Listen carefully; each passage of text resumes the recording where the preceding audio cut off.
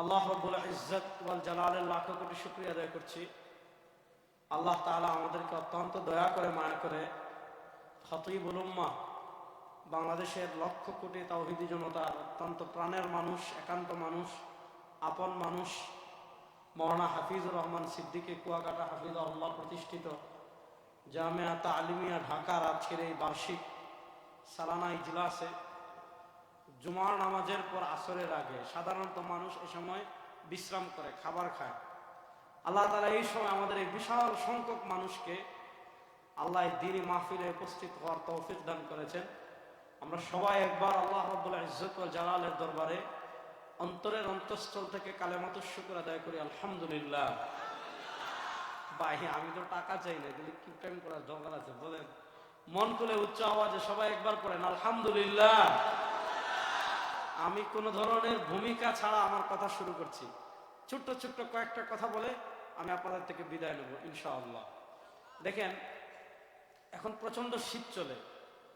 শীতকালে অনেকে দেখবেন আপনার কাছে এসে সোয়েটার ভিক্ষা করবে, বলবে ভাই আমাকে একটা চাদর দেন, আমাকে একটা সোয়েটার দেন, হ্যাঁ আমাকে একটা ভারী জামা দেন। তো শীতকালে ভারী জামা, সোয়েটার, চাদর এগুলা চায় কারা, ভিক্ষা করে কারা? যার নাই। রাস্তাঘাটে অনেকে দেখবেন টাকা ভিক্ষা করে, টাকা ভিক্ষা করে কারা? যাদের টাকা নাই। অনেকে দেখেছেন খাবার ভিক্ষা করে, যে হুজুর আমারে খাওয়ান, আমার খাবার নেই। কে চায় খাবার? যার ঘরে খাবার নেই। যার ঘরে খাবার আছে, যার পকেটে টাকা আছে, যার চাকুরি আছে, মাস শেষে স্যালারি আছে, অথবা যার ব্যাংক ব্যালেন্স আছে, আপনি এলাকায় চিনেন যে সে মোটামুটি স্বাবলম্বী। এরপরে যদি দেখেন যে আদর্শনগরের ওই মোড়ে বসে সে ভিক্ষা করে, আপনি তারা থুতু দিবেন, পুরা সমাজ তাকে ঘৃণা করবে। কেন? এজন্য ঘৃণা করবে, তার টাকা থাকার পরও, তার পয়সা থাকার পরও, তার আপনার উপকরণ থাকার পরও সে ভিক্ষা করছে। এজন্য সবাই তাকে ঘৃণা করবে। ভিক্ষা দেওয়া তো দূরের কথা, তাকে ছিছি করবে, ঘৃণা করবে। বোঝা গেল যার আছে সে কখনো ভিক্ষা করতে যায় না, যার আছে সে কখনো ভিক্ষা করার প্রয়োজন হয় না।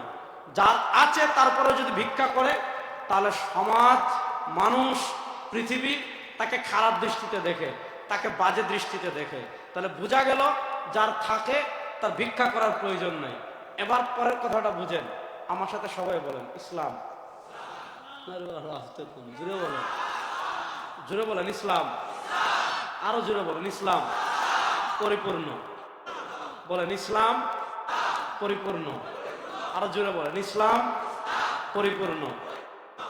যাবতীয় সব সমস্যার সমাধান। ঘর কেমনে চলবে, বাড়ি কেমনে চলবে, ওয়াজ কেমনে চলবে, খানকা কেমনে চলবে, মসজিদ কেমনে চলবে, মাদ্রাসা কেমন চলবে, সমাজ কেমনে চলবে, ব্যবসা কেমনে চলবে, রাজনীতি কেমনে চলবে, রাষ্ট্র কেমনে চলবে, অর্থনীতি কেমনে চলবে, বিচার কেমনে হবে, সংবিধান কেমন হবে, আধিপত্যবাদ মোকাবেলার জন্য ঐক্যবদ্ধ কেমন হবেন, হ্যাঁ পৃথিবীতে ইসলামকে বিজয় করার জন্য কি কি করবেন, বাতিলের মোকাবেলা করার জন্য কি কি করবেন, ঘর থেকে নিয়ে রাষ্ট্র, জীবন থেকে নিয়ে মৃত্যু, সবকিছু কেমনে চলবে ইসলামে আছে না নাই? জোরে বলেন ইসলামে আছে না নাই? আরে ভাই, যার ঘরে খাবার আছে তার ভিক্ষা করার প্রয়োজন নাই, যার পোশাক আছে তার ভিক্ষা করার প্রয়োজন নেই। আমাদের ইসলামে ঘর কেমনে চলবে এটাও আছে, সমাজ কেমনে চলবে এটাও আছে, রাজনীতি কেমনে হবে এটাও আছে, সমাজ কেমনে চলবে এটাও আছে, রাষ্ট্র কেমনে চলবে ওইটাও আছে, বিচার কেমনে চলবে ওইটাও আছে। সুতরাং ইসলামে সবকিছু আছে। আমরা ইহুদিবাদের কাছে ভিক্ষা করার জন্য যাওয়া লাগবে না, আমেরিকার কাছে ভিক্ষা করার জন্য যাওয়া লাগবে না, আব্রাহাম লিঙ্কনের কাছে ভিক্ষা করার জন্য যাওয়া লাগবে না। তারা আদর্শ ভিক্ষা করার জন্য আমাদের কাছে আসবে, আমরা যাব না।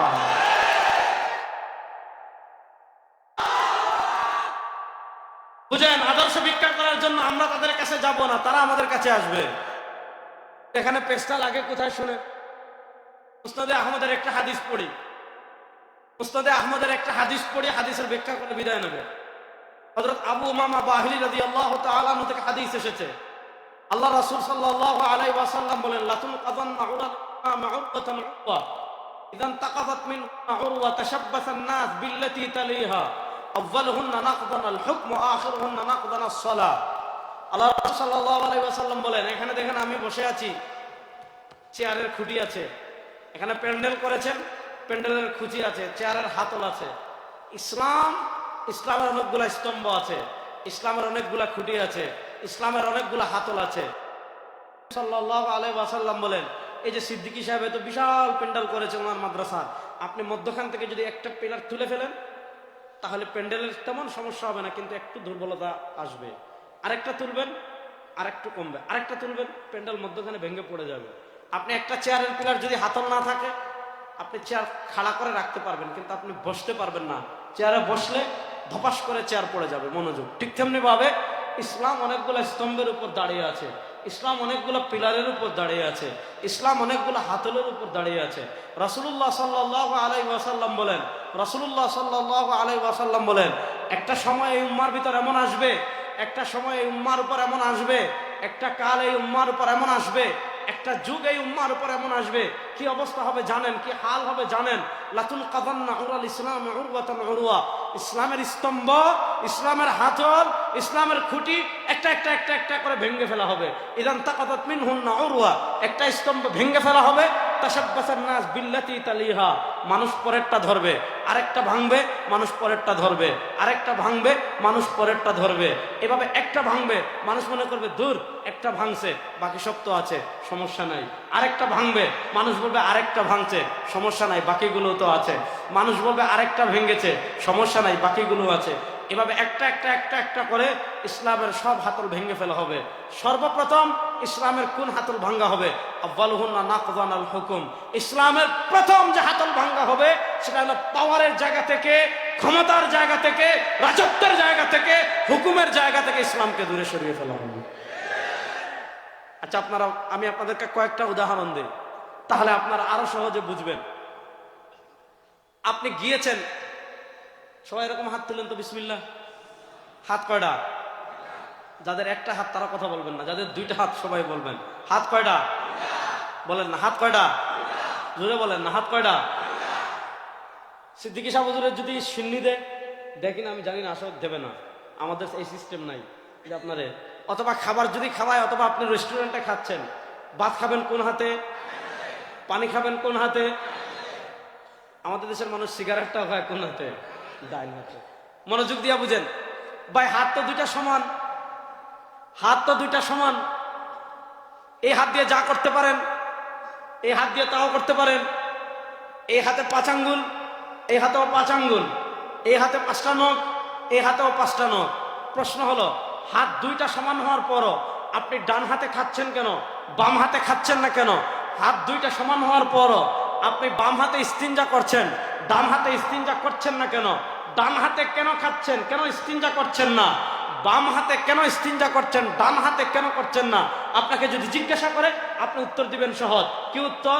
যে আমাদের নবী সরওয়ারে দু আলম জনাবে মুহাম্মদুর রাসূলুল্লাহ সাল্লাল্লাহু আলাইহি ওয়াসাল্লাম আমাদেরকে শিক্ষা দিয়েছেন, ডান হাতে খেতে হবে, ডান হাতে পান করতে হবে, বাম হাতে খাওয়া যাবে না, বাম হাতে পান করা যাবে না। আমাদের নবী আমাদেরকে শিখিয়েছেন, বাম হাতে ইস্তিনজা করতে হবে, ডান হাতে করা যাবে না। আলহামদুলিল্লাহ, গুড। আপনি খাবারের ক্ষেত্রে কোন হাতে খাবেন, কোন হাতে খাবেন না, কোন হাতে ইস্তিনজা করবেন, কোন হাতে ইস্তিনজা করবেন না, এই ক্ষেত্রে আপনি নবীর শিক্ষা মানছেন, নবীর আদর্শ মানছেন। আলহামদুলিল্লাহ। মনে করেন আপনি একটা এলাকায় গিয়েছেন, রাঙ্গামাটির কোনো পাহাড়ে গিয়েছেন, কক্সবাজারের কোনো বিচে গিয়েছেন, আপনি ওদিকে গিয়ে খাগড়াছড়ির কোনো পাহাড়ে গিয়েছেন। যাওয়ার পর দেখলেন এক ব্যক্তি তেল দিয়ে একটা জিনিস ফ্রাই করতেছে, এরকম বিকট উদ্ভট ঘ্রাণ, আপনার মাথা ব্যথা করতেছে। এরকম ঘ্রাণ আপনি জীবনে কোথাও পান নাই। তারে জিজ্ঞেস করলেন, ভাই জীবনে তো বহু ফ্রাই দেখলাম, জীবনে তো বহু কিছু করা দেখলাম, তুমি এমন কি ফ্রাই করছো যে ঘ্রাণটা আমি জীবনে পাই নাই, আমার মাথা ব্যথা করছে? সে বলল, আজকে আমার খেতে গেছিলাম ধান কাটতে, গিয়ে দেখি ঘুরতে এরকম বিশাল বিশাল 2টা ইঁদুর আছে, যারা কি করছে, আমার ক্ষেতের ধান খেয়ে এই মোটা হয়ে গিয়েছে। 2টা ইঁদুর দেখে আমি আমার লোভ সামলাইতে পারি নাই, এখন কি করেছি, 2টারে জবে দিছি আল্লাহর নামে। আল্লাহর নামে জব করা ইঁদুর যাবে না, চামড়া খসিয়ে এখন এটাকে ফ্রাই করতেছি, ভাজি করতেছি। আপনি খাওয়াইতে চাইলে, আপনি খেতে চাইলে আপনাকে খাওয়ামু। আচ্ছা, কেউ যদি ইঁদুর ফ্রাই আপনারা দেয়, আপনি খাবেন? বড় আসতে বললেন। কেউ যদি ইঁদুর ফ্রাই আপনাকে দেয়, আপনি খাবেন? কেন খাবেন না? ইঁদুর খাওয়া হারাম, আমাদের ইসলামে ইঁদুর খাওয়া হারাম। আপনি গেছেন চেন্নাইয়ে, আপনি গেছেন দিল্লিতে, আপনি গেছেন পাঞ্জাবে, আপনি গেছেন আমাদের ঢাকায় আপনি ফজরের পরে দেখবেন বিভিন্ন রাস্তার মোড়ে বনাজি শরবত বিক্রি করে। কেন? গাছের শিকড় দিয়ে, এগুলা দিয়ে শরবত বিক্রি করে। কেন? যে এটা খাইলে আপনার পেটে গ্যাস্ট্রিক থাকবে না। আপনি গেছেন দিল্লিতে, আপনি গেছেন চেন্নাইয়ে, আপনি গেছেন হায়দ্রাবাদে, যাওয়ার পর দেখলেন ফজর পরে বালতিতে করে লাইন ধরে মানুষ পানি খাচ্ছে। আপনি মনে করছেন হয়তো দামি কোনো পানি, নাহলে পানি খাওয়ার জন্য এরকম লাইন ধরে কেন? আপনি কৌতূহল নিয়ে লাইনে দাঁড়াইছেন, জিজ্ঞাসা করেছেন ভাই কি খাচ্ছেন? বললো আমাদের মহান প্রভু গরু, উনি সারা রাত তার পবিত্র জিনিস খসিয়েছেন, পেশাব করেছেন। যেহেতু প্রভুর পবিত্র জিনিস, এটা আমরা নিচে ফালাই নাই, বালতিতে সংরক্ষণ করছি। এখন বরকত মনে করে আমরা ফজরের পর দিনের সূচনায় প্রথমে ভাতও খাচ্ছি না, চাও খাচ্ছি না, মধুও খাচ্ছি না, বিস্কুটও খাচ্ছি না। আমাদের মহান প্রভু গরু যা সারা রাত্রে খুশিয়েছেন সেটা আমরা পান করছি। আচ্ছা বলেন, তারা যদি গরুর পেশাব আপনারা দেয়, গরুর পেশাব খাবেন? কেন? গরুর পেশাব খাওয়া ও জুড়ে, আপনারা ভাত খান নাই মনে হয় এখনো, তা আমিও খাই নাই। জুড়ে বলেন, গরুর পেশাব খাওয়া হারাম। বলেন, গরুর পেশাব খাওয়া। এজন্য আমরা গরুর পেশাব খাই। আপনি গেছেন কোন পিকনিক স্পটে, গিয়ে দেখলেন লাল টকটকা গোশত, এরকম লাল গোশত জীবনে দেখেন নাই। জিজ্ঞেস করলেন ভাই কিসের গোশত খাচ্ছেন? জিজ্ঞেস করলেন ভাই কিসের গোশত খাচ্ছেন? বলল আমাদের এলাকায় একটা বুড়া বানর আছে, সারা শরীরের পশম পড়ে গিয়েছে, বুড়া হয়ে গিয়েছে, এটারে জবে করছি, এটার গোশত ফ্রি রান্না করে খাওয়াচ্ছি, এজন্য বানরের গোশত লাল। আপনি খাবেন? আপনি খাবেন? তাহলে বোঝা গেল আপনি বাম হাতে খান না, নবী নিষেধ করেছেন। আপনি ডান হাতে ইস্তেঞ্জা করেন না, নবী নিষেধ করেছেন। কোন হাতে খাবেন এটা আমার নবীর আদর্শে আছে। কি খাবেন আমার নবীর আদর্শে আছে। আজকে হাফিজুর রহমান সিদ্দিকী সাহেবের ওয়াজ মাহফিলে আসছেন, এখানে ওনার ইমামতিতে জুমার নামাজ হয়েছে, এই এলাকার এখানে হাজার হাজার মানুষ সমবেত হয়েছে। বলেন এই হাজার হাজার মানুষের ভিতর একটা মানুষ কি শর্ট প্যান্ট পরে আসছে? সে জানে এখানে শর্ট প্যান্ট পরে আসা যাবে না, এটা গুনাহ। তাহলে বোঝা গেল আপনি কি খাবেন, নবীর আদর্শ মানছেন। কোন হাতে খাবেন, নবীর আদর্শ মানছেন। কোন পোশাক পরিধান করবেন, নবীর আদর্শ মানছেন। কোন পোশাক পরিধান করে মসজিদে আসবেন, নবীর আদর্শ মানছেন। কোন পোশাক পরিধান করে বিয়েতে যাবেন, নবীর আদর্শ মানেন। কোন পোশাক পরিধান করে ওয়াজ মাহফিলে আসবেন, নবীর আদর্শ মানছেন। এবার আপনার কাছে জানতে চাই, কোন হাতে খাবেন, এটা যেমন নবীর আদর্শে আছে। কোন হাত দিয়ে ইস্তিনজা করবেন, এটা যেমন নবীর আদর্শে আছে। কি খাবেন, এটা যেমন নবীর আদর্শে আছে। কিভাবে ইস্তিনজা করবেন, এটা যেমন নবীর আদর্শে আছে। কিভাবে ওযু করবেন, এটাও যেমন নবীর আদর্শে আছে। কিভাবে গোসল করবেন, এটাও যেমন নবীর আদর্শে আছে। কিভাবে নামাজ পড়বেন, এটাও যেমন নবীর আদর্শে আছে। কিভাবে রাষ্ট্র চালাবেন, আমার নবীর আদর্শে আছে না নাই? কিভাবে বিচার করবেন, আমার নবীর আদর্শে আছে না নাই? কিভাবে সংসদ চালাবেন, আমার নবীর আদর্শে আছে না নাই? এখানে তো বাসটা দেয় আমগরে সবচেয়ে বড়। আমাদেরকে সবচেয়ে বড় বাস কোন জায়গায় দেয় জানার প্রয়োজন আছে না নাই? আপনাদেরকে বলবে আপনি খাবার খাচ্ছেন, ইসলাম মানেন, আমার কোনো সমস্যা নেই, খুশি তারা। আপনার খাবারের ক্ষেত্রে ইসলাম মানবেন। আপনার 16 ডেক বিরিয়ানি লাগে, 20 ডেক দিবে, যে যান 4 ডেক বেশি দিলাম খান। আপনার খাবারের ক্ষেত্রে জিলাপি লাগে 16 মন, আপনারা 4 মন বাড়িয়ে দিবে, যান আপনারা 20 মন দিলাম খান। তারা বলে আপনি ইসলাম রাখেন খাবারে, তারা বুঝাতে চায় আপনি ইসলাম রাখেন পোশাকে, তারা বুঝাতে চায় আপনি ইসলাম রাখেন জিলাপিতে, তারা আপনাকে বুঝাতে চায় ইসলাম রাখেন সিন্নিতে। খবরদার, খাবারের বাহিরে, পোশাকের বাহিরে, ঘরের বাহিরে, পরিবারের বাহিরে, খবরদার রাষ্ট্রে কখনো ইসলাম আনা যাবে না। নাউজুবিল্লাহ বলেন।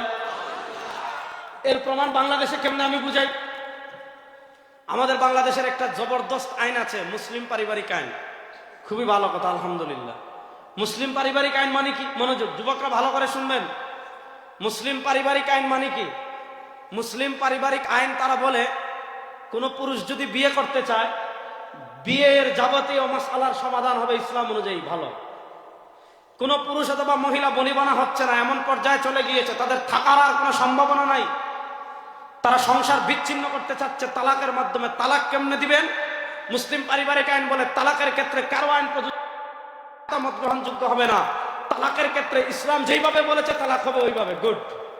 আপনি মাদ্রাসা, মসজিদে বা ইতিমখানায় ওয়াকফ করতে চাচ্ছেন, তাহলে মুসলিম পারিবারিক আইন বলে ওয়াকফের যাবতীয় মাসআলার সমাধান হবে ইসলাম অনুযায়ী, কারো আইন চলবে না, কারো মতামত চলবে না। গুড, ভালো।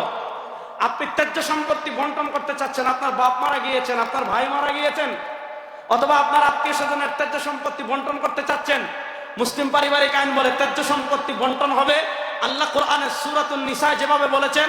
মুসলিম পারিবারিক আইন বলে সূরাতুন নিসা যেইভাবে সম্পদ বন্টনের কথা বলেছে, বাংলাদেশের সম্পদ বন্টন এইভাবে হবে। এজন্য দেখবেন শাহবাগী যে কয়েকটা বাংলাদেশে আছে, আমি অনেক জায়গায় বলি বাংলাদেশের ঢাকায় লাওয়ারিশ কুকুর যতটা আছে বাংলাদেশের শাহবাগী নাস্তিক ততটাও নাই। আপনি দেখবেন আমাদের দেশের নাস্তিকরা মুসলিম পারিবারিক আইনের বিরুদ্ধে বলে, কখনো নারী অধিকারের নামে, কখনো সমান অধিকারের নামে, কখনো নারী প্রগতির নামে মুসলিম পারিবারিক আইনকে তারা বাতিল করে দিতে চায়। শুনেন, সূরা নিসা দিয়েছেন আল্লাহ, সম্পদ কেমনে বন্টন হবে শিখিয়েছেন আল্লাহ। কুরআন পৃথিবীতে যতদিন থাকবে সম্পদ সূরাতুন নিসার আইনে বন্টন হবে, ব্রিটিশের আইনে বন্টন হবে না। কথা ভালো করে বুঝতে পারতেছেন তো ইনশাআল্লাহ? তাহলে এটা তো খুব ভালো যে বিয়ে হবে ইসলাম অনুযায়ী, আলহামদুলিল্লাহ। তালাক হবে ইসলাম অনুযায়ী, আলহামদুলিল্লাহ। ত্যায্য সম্পত্তি বন্টন হবে ইসলাম অনুযায়ী, আলহামদুলিল্লাহ। ওয়াকফ হবে ইসলাম অনুযায়ী, আলহামদুলিল্লাহ। ও মুসলমান, আমি আপনাদের কাছে জানতে চাই, আমার প্রিয় তরুণ, আমি আপনাদের কাছে জানতে চাই, বিয়ে কেমনে করবেন এটা যেমন ইসলামে আছে, তালাক কেমনে দিবেন এটাও যেমন ইসলামে আছে, ত্যায্য সম্পত্তি বন্টন কেমনে করবেন এটাও যেমন ইসলামে আছে, ওয়াকফ কেমনে করবেন এটাও যেমন ইসলামে আছে। কেউ অপরাধ করলে বিচার কেমনে করবেন ইসলামে আছে না নাই? কেউ চুরি করলে বিচার কেমনে করবেন ইসলামে আছে না নাই? কেউ খুন করলে বিচার কেমনে করবেন ইসলামে আছে না নাই? বিয়ে, তালাক, ওয়াকফ, ত্যায্য সম্পত্তি বন্টনের নিয়ম যেমন ইসলামে আছে, বাংলাদেশের সংসদ কেমনে চালাবেন, রাষ্ট্র কেমনে চালাবেন, সমাজ কেমনে চালাবেন, দেশ কেমনে চালাবেন ইসলামে আছে না নাই?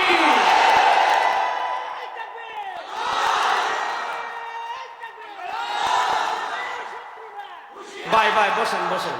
ইসলামের শত্রুরা হুঁশিয়ার সাবধান এগুলো বলে লাভ নাই, হুদাই তারা তো হুঁশিয়ার সাবধানী মিয়া, হুঁশিয়ার সাবধান তো আমরা না। কথা বুঝেন নাই?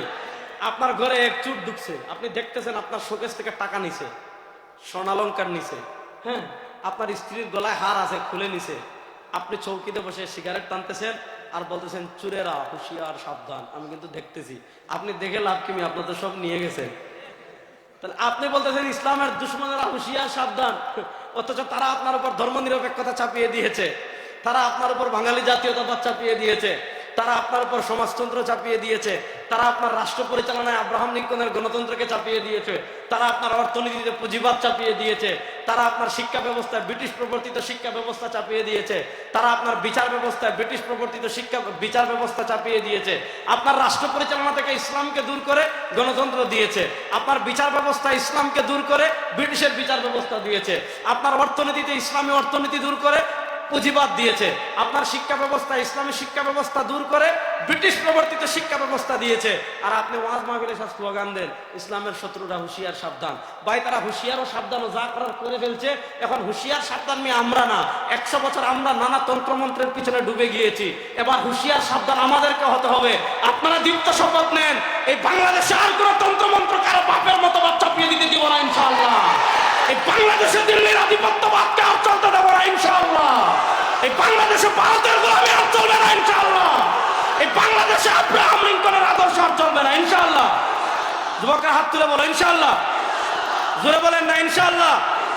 শুনেন, এক উসমান হাদি বাংলাদেশে শহীদ হবে, ভারতের আধিপত্যবাদ মোকাবেলা করার জন্য লক্ষ উসমান হাদি করে করে তৈরি হবে ইনশাআল্লাহ।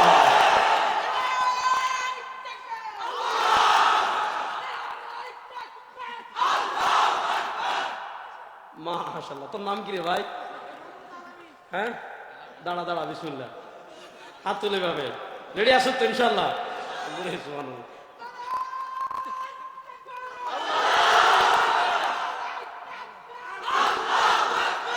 হয়েছে, এখন ওয়াজ করতে দে। মাশাআল্লাহ, এই বয়সে বেড়া তুই বিয়ে শাদী করছ, এই জন্য তো তোর এত তোরে বিয়ে করাই দিতে হবে দ্রুত ইনশাআল্লাহ। খুশি খুব, মাশাআল্লাহ। কথা ভালো করে শুনেন, তাহলে আমাদের সতর্ক সাবধান হওয়ার প্রয়োজন আছে না নাই? এই শুনেন, আমি আপনাদেরকে সবসময় বলি, মুসলমান কখনো সংখ্যাধিক্যের উপর লড়াই করে না। আমাদের এটা, তোমাদের এটাম্বম থাকতে পারে, বাহাদুরি করবা না। আমাদের সবচেয়ে বড় এটাম্বম হলো আল্লাহু আকবার। বলেন, মুসলমানদের সবচেয়ে বড় অস্ত্রের নাম আল্লাহু আকবার। আল্লাহু আকবার, আল্লাহু আকবার, নারায়ে তাকবীর, নারায়ে তাকবীর। ভারতের আধিপত্যবাদ মোকাবেলা করার জন্য প্রস্তুত আছো না নাই যুবকরা? ইনশাআল্লাহ। দিল্লির আধিপত্যবাদকে ভেঙে টুকরা টুকরা করে দেওয়ার জন্য প্রস্তুত আছেন না না? ইনশাআল্লাহ। আর দিল্লির আধিপত্যবাদ মোকাবেলার 1 নম্বর অস্ত্রের নাম ইসলাম। বলেন দিল্লির আধিপত্যবাদ মোকাবেলার 1 নম্বর অস্ত্রের নাম, দিল্লির আধিপত্যবাদ মোকাবেলার 1 নম্বর অস্ত্রের নাম হলো আল্লাহু আকবার। এই আল্লাহু আকবার এতদিন আমরা ওয়াজ মাহফিলে দিয়েছি, খানকায় দিয়েছি, মিছিলে দিয়েছি। সময় আসছে প্রস্তুতি নেন ইনশাআল্লাহ।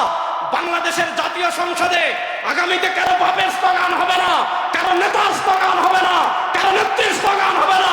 আগামীর সংসদের জাতীয় স্লোগান হবে আল্লাহু আকবার। প্রস্তুত আছেন তো সবাই ইনশাআল্লাহ? বলেন না সবাই, প্রস্তুত আছেন তো সবাই ইনশাআল্লাহ? এবার আবার মূল আলোচনায় আসেন। তাহলে বিচার কেমনে হবে, এটা ইসলামে আছে না নাই? বলেন না, বিচার কেমনে হবে, ইসলামে আছে না নাই? রাষ্ট্র কেমনে চলবে, ইসলামে আছে না নাই?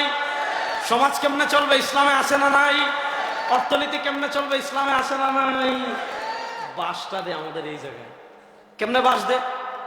আপনাদেরকে শিখাবে ইসলাম থাকবে বিয়েতে, ইসলাম থাকবে তালাকে, মনোযোগ, ইসলাম থাকবে বিয়েতে, ইসলাম থাকবে তালাকে, ইসলাম থাকবে তেজ্য সম্পত্তি বন্টনে, ইসলাম থাকবে ওয়াকফে। তাহলে আপনি জিজ্ঞেস করেন, আচ্ছা বিয়েতে ইসলাম, তালাকে ইসলাম, তেজ্য সম্পত্তি বন্টনে ইসলাম, ওয়াকফে ইসলাম, রাষ্ট্রে, মনোযোগ, হ্যাঁ এটা তো লাগা দিশা। মাশাআল্লাহ, এত বড় আল্লাহর ওলি আসছে, তাহলে আমি কি আর ওয়াজ করতে পারি? আমার পীর ও মুর্শিদ, আমার শায়েখ, আবার আমার বড় ভাই, আমার বন্ধু, সবই বলতে পারেন। ওনারা আজকাল ওয়াজ করতে দিব না ইনশাআল্লাহ। চলবে, রেজাল্ট করুন আপনারা ওয়াজ ইনশাআল্লাহ। বলেন আপনারা ইনশাআল্লাহ আন্দাজ দিয়ে ফেলাইয়া কইলেন বেচারা এসে ওয়াজ করবো না ইনশাআল্লাহ। শেষ করে ফেলতেছি, শুনেন। আপনি যখনই বলবেন আচ্ছা বিয়েতে ইসলাম, তালাকে ইসলাম, ওয়াকফে ইসলাম, তেজ্য সম্পত্তি বন্টনে ইসলাম, রাষ্ট্রে, খবরদার এখানে ইসলাম না, এখানে হযরত মাওলানা আব্রাহাম লিঙ্কন, এখানে আব্রাহাম লিঙ্কনের গণতন্ত্র। বলবেন অর্থনীতি, বলবে খবরদার এখানে ইসলামী অর্থনীতি আনা যাবে না, এখানে আমাদের পুঁজিবাদ আছে। বলবেন বিচার ব্যবস্থা, বলবে না খবরদার এখানে ইসলাম আনা যাবে না, এখানে ব্রিটিশ। বলবেন শিক্ষা ব্যবস্থা, বলবে না এখানে ইসলাম আনা যাবে না, এখানে আমাদের ব্রিটিশ প্রবর্তিত শিক্ষা ব্যবস্থা। এই 54 বছর থেকে বাসটা আমাদেরকে এই দিকে দিচ্ছে। বলে মুসলিম পারিবারিক আইনে ইসলাম, রাষ্ট্রে ইসলাম নাই, পুঁজিবাদে ইসলাম নাই, এরপরে শিক্ষা ব্যবস্থায় ইসলাম নাই। বাংলাদেশে দেখবেন খালি মদিনার ইসলাম, মদিনার ইসলাম, মদিনার ইসলাম। আমরা ক্ষমতায় গেলে মদিনার ইসলামের রাষ্ট্র পরিচালনা করব। আরে বেটা, মদিনার ইসলামে আব্রাহাম লিঙ্কনের গণতন্ত্র নাই, মদিনার ইসলামে ধর্ম নিরপেক্ষতা নাই, মদিনার ইসলামে ব্রিটিশ প্রবর্তিত বিচার ব্যবস্থা নাই, মদিনার ইসলামে চাঁদাবাজি নাই, মদিনার ইসলামে খুন নাই, মদিনার ইসলামে ধর্ষণ নাই, মদিনার ইসলামে দুর্নীতি নাই, মদিনার ইসলামের টাকা পাচার নাই।